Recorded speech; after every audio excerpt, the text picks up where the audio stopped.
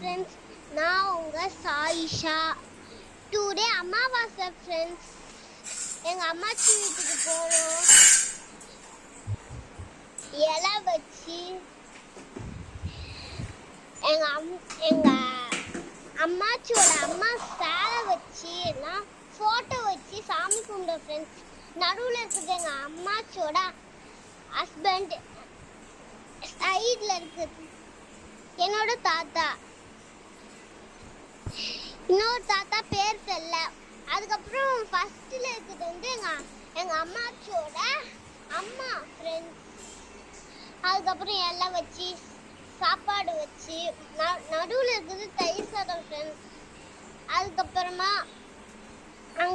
அதுக்கு நடுவில் அப்பளம் வச்சு அழகா வடை எல்லாம் இந்த மாதிரி முக்கோணம் ஷேப், ட்ரையாங்கிள் ஷேப்ல அழகா அடிச்சிட்டு இருக்காங்க ஃப்ரெண்ட்ஸ்.